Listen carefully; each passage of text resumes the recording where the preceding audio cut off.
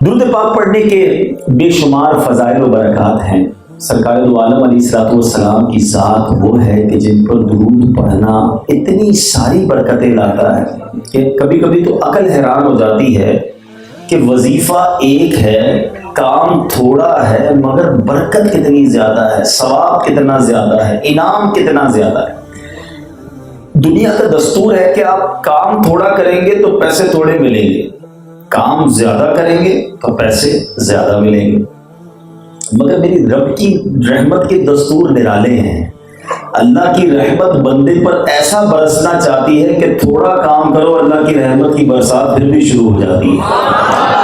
ابھی آپ نے سب نے مل کر کیا کہا؟ ذرا ایک بار اور کہہ دو۔ کتنی دیر لگی؟ سب مل کر کہو الحمدللہ۔ اب کہیں اللہ اکبر۔ ان تمام چیزوں میں جو آپ نے 3 جملے کہے 30 سیکنڈ بھی نہیں لگے۔ 30 سیکنڈ میں اور آپ دنیا میں کیا کما سکتے ہیں؟ کبھی سوچا؟ اگر کوئی یہاں مل اونر کروڑ پتی شخص بھی بیٹھا ہے نا، جس کی آمدنی لاکھوں روپے میں ہے، وہ بھی کبھی کیلکولیٹر لے کر حساب کر لے کہ میں 30 سیکنڈ میں کتنے کماتا ہوں۔ اگر کوئی شخص مہینے کے 12 لاکھ روپے بھی کماتا ہے نا، تو وہ روز کے 40,000 روپے کماتا ہے۔ ٹھیک ہے، مہینے کے 12 لاکھ کمانے والے تو تھوڑے ہی ہیں۔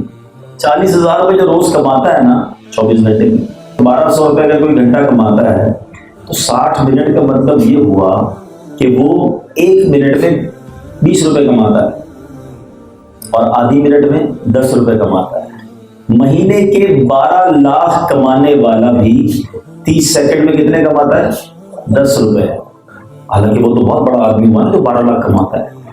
اب میں اور آپ کتنے کما سکتے ہیں؟ لیکن آپ کو پتا ہے کہ میں نے اور آپ نے اس 30 سیکنڈ میں کیا کما لیا ہے؟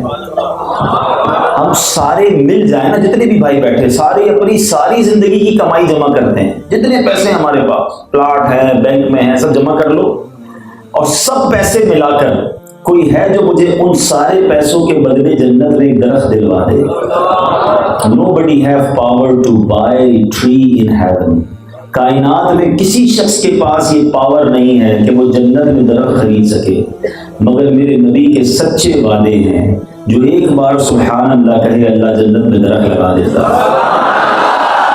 ایک بار الحمدللہ کہے جنت میں درخت لگ جاتا، ایک بار اللہ اکبر کہے جنت میں درخت لگ جاتا۔ اب دیکھا آپ نے، یہ ہے اللہ کی رحمت، اور اتنا زیادہ میں اور آپ کما سکتے ہیں، پھر کر کیا رہے ہیں؟ اگر اتنا آسان ہے نیکیاں کمانا تو اس کے باوجود ہم کر کیا رہے ہیں؟ فضول باتیں، گپ شپ، موبائل فون پر گھنٹوں لگے ہوئے، فضول ٹائم ضائع ہو رہا ہے، حالانکہ اسی زندگی میں بہت ساری نیکیاں کما سکتے ہیں۔ اور درود پاک، سبحان اللہ، اللہ کے حبیب علیہ السلام فرماتے ہیں جو ایک بار درود پاک پڑھتا ہے اس پر 10 رحمتیں نازل ہوتی ہیں، اس کے 10 گناہ معاف کر دیے جاتے ہیں، اس کے 10 درجے بلند کر دیے جاتے ہیں۔ درود ایک ہے، اور درود پڑھنے میں ٹائم کتنا لگتا ہے؟ الصلاۃ والسلام علیک یا رسول اللہ، یہ بھی درود پاک۔ صلی اللہ تعالی علی محمد صلی اللہ علیہ وسلم، یہ بھی درود پاک۔ کتنی دیر لگتی ہے؟ نیکیاں تو دیکھو، ثواب تو دیکھو، اجر تو دیکھو، مگر پھر بھی ہم ہیں کہ فضول باتوں پہ لگے ہوئے، ٹائم ضائع ہو رہا ہے۔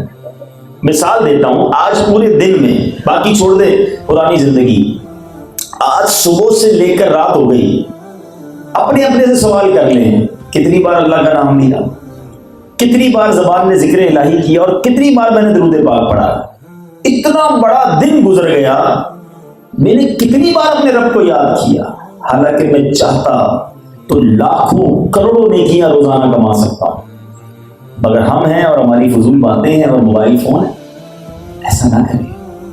قیامت کے دن اس کا ایک اجر بتاؤں آپ کو، اللہ کے حبیب علیہ السلام فرماتے ہیں کہ کل بروز قیامت، حدیث پاک کا مضمون ہے، تم میں سے میرے سب سے زیادہ نزدیک وہ ہوگا جس نے دنیا میں مجھ پر سب سے زیادہ درود پاک پڑھے ہوں۔ آپ سوچیں، اور یہ کوئی چھوٹا ہی نام نہیں ہے، نبی پاک علیہ السلام کے قریب قیامت کے دن ہو جانا۔ اللہ اکبر۔ مجھے بتائیے نا، the most difficult day، کائنات میں سب سے مشکل دن کون سا آنا ہے؟ وہ قیامت کا دن ہے۔ ڈے آف ججمنٹ کہا جاتا ہے، یوم القیامہ، اس دن حساب ہوگا، اس دن پوچھ پرچھ ہوگی، جنتی جنت کی طرف جائیں گے، دوزخیوں کے لیے اعلان ہو جائے گا، پیاس سے برا حال ہوگا، شدید گرمی ہوگی، ماں باپ بھی نہیں پہچانیں گے بچوں کو، کوئی کسی کی مدد نہیں کرے گا، اتنا مشکل دن۔ مگر اس مشکل دن کام کس نے آنا ہے، سنی کس کی جائے گی، اتھارٹی کس کے پاس ہوگی؟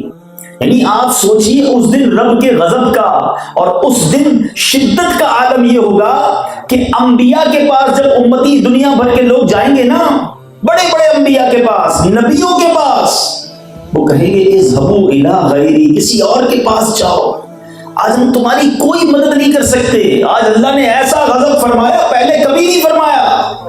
یعنی انبیاء بھی ایک طرح سے اس حالت میں کسی کی کوئی ہیلپ نہیں کر سکیں گے۔ سب سے زیادہ مجھ سے اور آپ سے پیار ہماری ماں کرتی ہے، پھر والد کرتا ہے، مگر قیامت کے دن کتابوں میں لکھا نہ ماں مدد کرے گی نہ والد مدد کرے گا، بلکہ ماں بیٹے کے پاس آ کر کہے گی بیٹا میرا ایک گناہ لے لے یا ایک نیکی دے دے، بیٹا بھی ماں سے کہے گا ماں آج میں تیری کوئی مدد نہیں کر سکتا۔ سوچو کیسا دن ہے۔ اب اتنے خطرناک دن، اتنے مشکل دن، کام کس نے آنا ہے؟ چلو چلتے ہیں بریلی کے تاجدار کی بارگاہ میں، سیدی اعلیٰ حضرت سے پوچھتے حضور آپ بھی بتائیں کس نے کام آنا ہے، کس نے بچانا ہے؟ ہیں عاشقوں کے امام کہتے ہیں سنتے ہیں کہ محشر میں صرف ان کی رسائی ہے، ان کے علاوہ کوئی نہیں، سنتے ہیں کہ محشر میں صرف ان کی رسائی ہے، گر ان کی رسائی ہے لو جب تو بنائی ہے۔ ایک اور جگہ لکھتے ہیں نا کہ یہ ساری دنیا نبی پاک کی بارگاہ سے پہلے کہاں جائے گی؟ حضرت آدم کے پاس، حضرت موسیٰ کے پاس، حضرت ابراہیم کے پاس، حضرت عیسیٰ کے پاس، سب کے پاس جائیں گے حضور مدد کریں، سب کہیں گے کسی اور کے پاس جاؤ۔ آخر میں حضرت عیسیٰ علیہ السلام فرمائیں گے، لوگ کہیں گے حضور ہمیں سب یہی کہہ رہے ہیں کسی اور کے پاس جاؤ، آپ بتائیں جائیں کس کے پاس؟ تو وہ کہیں گے کہ آج نبی آخر الزمان کے پاس جاؤ، جناب خاتم النبیین کے پاس جاؤ، یہی تمہاری مدد کر سکتے ہیں۔ اب بڑی خوبصورت بات ہے، تھوڑا سا ہے باریک سی بات، لیکن سمجھو گے تو دل باغ باغ ہو جائے گا۔ طلبہ بھی ہیں، علماء بھی بیٹھے ہیں۔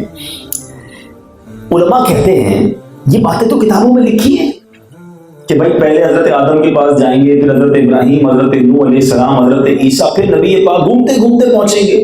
تو ہمیں تو پتہ ہے کہ نبی پاک نے مدد کرنی ہے، تو قیامت کے دن ہم جائیں گے ہی نہیں کسی اور کے پاس۔ کوئی یہ سوچ سکتا ہے نا کہ قیامت کا دن آئے گا، آپ تو پتہ چل گیا نا کہ قیامت کے دن نبی پاک نے مدد کرنی ہے، تو سارے ادھر چلے جائیں گے، کیوں جائیں گے حضرت آدم کے پاس؟ تو فرمایا نہیں، آج بھلے پتہ چل گیا، قیامت کے دن سب کو بلا دیا جائے گا، سب جائیں گے حضرت آدم کے پاس، سب جائیں گے حضرت ابراہیم کے پاس۔ یہ گھومے گی قیامت کے دن مخلوق خدا، کیوں گھمایا جائے گا، کیوں یہ سب کچھ ہوگا، اس کے پیچھے راز کیا ہے؟ جب بہت مشکل سوال ہوتا ہے نا تو پھر عاشقوں کے امام کے پاس ہی جانا پڑتا ہے، پھر چلتے ہیں اعلیٰ حضرت کے پاس کہ what is the reason behind this, یہ ساری مخلوق کو گھمایا کیوں جائے گا؟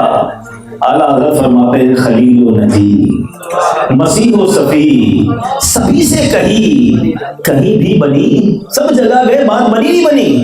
اہل حضرت سوال کر رہے ہیں تو جواب خود ہی دیتے ہیں، خلیل و نجی، مسیح و صفی، سبھی سے کہیں بھی بنی، یہ بے خبری کہ خلق پھری کہاں سے کہاں تمہارے لیے۔ آقا یہ ساری مخلوق کو پھرایا اسی لیے جا رہا ہے، پتہ چلے کہ چلنی کس کی ہے، مانی کس کی جائے گی۔ اور یاد رکھیے گا جب یہ سارا پریکٹس ہو جائے گی نا تو سارے محشر کو پتہ چل جائے گا کہ ایک ہی ذات ہے جس کی مانی جائے گی، جس کی سنی جائے گی۔ ایک اور شاعر بڑی پیاری بات لکھتے ہیں فقط اتنا سبب ہے انعقاد بزم محشر کا۔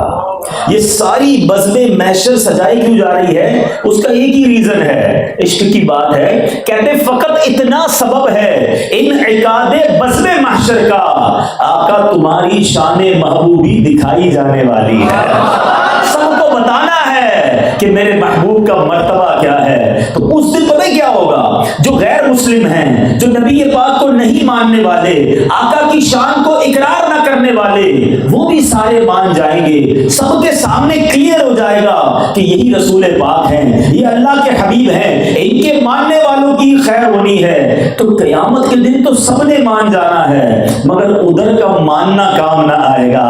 اعلیٰ حضرت کہتے ہیں نا، آج لے ان کی پناہ، آج مدد مانگ ان سے، آج لے ان کی پناہ، آج مدد مانگ ان سے، پھر نہ مانیں گے قیامت میں اگر مان گیا۔ ارے اس دن تو سب مان جائیں گے، مزہ یہ ہے کہ آج نبی پاک کو ماننا ہے، آج ان کی غلامی کا پٹا گلے میں ڈالنا ہے۔ اب مجھے بتاؤ، اتنا مشکل دن، اور جو نبی پاک کے قریب ہوگا، سوچو یہ انعام چھوٹا نہیں ہے، اربوں لوگ ہوں گے، نفسا نفسی کا دور ہوگا، گرمی کا عالم ہوگا، اور خوش نصیب ہوں گے جو آقا کے قریب ہوں گے۔ لگے گی پیاس، بہت پیاس لگے گی، مگر جو آقا کے قریب ہوں گے، آقا اپنے ہاتھوں سے جام کوثر پلا دیں گے، کھلیں گے اعمال نامے، ڈر ہوگا ہم گناہگاروں کو، مگر آقا کے قریب ہوں گے، آقا اعمال نامے کے عیب چھپا دیں گے۔ اعلیٰ حضرت کہتے ہیں نا، ٹھنڈا ٹھنڈا میٹھا میٹھا پیتے ہم ہیں، پلاتے یہ ہیں، ماں جب اکلوتے کو چھوڑے، چھوڑ دے گی ماں جب اکلوتے کو چھوڑے، آ کہہ کے بلاتے یہ ہیں، باپ جہاں بیٹے سے بھاگے، لطف وہاں فرماتے یہ ہیں، کھلیں گے اعمال نامے، مگر رنگے بے رنگوں کا پردہ دامن ڈھک کے چھپاتے یہ ہیں، اپنی بنی ہم آپ بگاڑے، کون بنائے بناتے یہ ہیں، گزرنا ہے پل سے رات سے، مگر سلم سلم کی دھارس سے پل سے پار چلاتے یہ ہیں۔ ذرا سوچو، نبی پاک کے قریب ہوگا، اس کا کام بن جانا ہے، اور قریب ہونے کا فارمولا کیا ہے؟ کثرت سے درود پاک۔ میں آپ کو ایک عشق والی بات کہتا ہوں، اللہ کرے جو میں کہنا چاہتا ہوں وہ سمجھ آ جائے۔ تصور کرو، قیامت کا ایک بہت بڑا منظر ہوگا، جو حج پر گئے میری بات ذرا جلدی سمجھ جائیں گے۔ عرفات کے میدان میں جو رش ہوتا ہے نا، پنجابی میں آپ لوگ کہتے ہو لگ پتا جاتا ہے، رش کہتے ہیں کس کو ہے، 25-30 لاکھ بندوں میں کوئی بچھڑ جائے نا، ملنا آسان نہیں۔ قیامت کے دن اربوں لوگ ہوں گے، اس وقت بھی 7 ارب تو دنیا میں ہے نا، حضرت آدم سے لے کر قیامت تک کے سارے لوگ ہوں گے۔ کیسے پہنچیں گے نبی پاک کے پاس؟ کیسے پیارے آقا کا پتہ ملے گا؟ نبی پاک کو ڈھونڈیں گے کیسے؟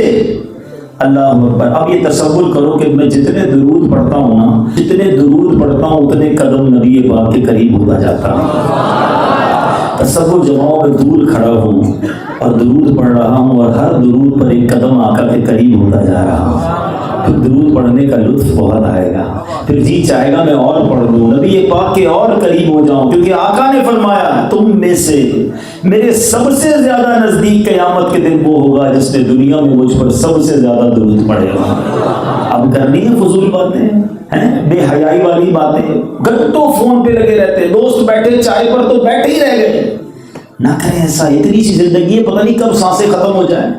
درود پڑھ کر، ذکر الہی کر کے، یہ زبان اللہ نے دی ہے، اس کی قدر کرو۔ اسی زبان سے کروڑوں نیکیاں کما سکتے ہیں، مگر لوگ اسی زبان سے لوگوں کے دل دکھاتے ہیں، غیبتیں کرتے ہیں، گالیاں دیتے ہیں، بری باتیں کرتے ہیں۔ اللہ مجھے بھی اپنی زبان کا صحیح استعمال نصیب فرمائے، آپ کو بھی نصیب فرمائے۔ آئیے مل کر محبت کے ساتھ بآواز بلند درود پاک پڑھ لیں۔ صلو علی الحبیب صلی اللہ تعالی علی محمد صلی اللہ علیہ وسلم۔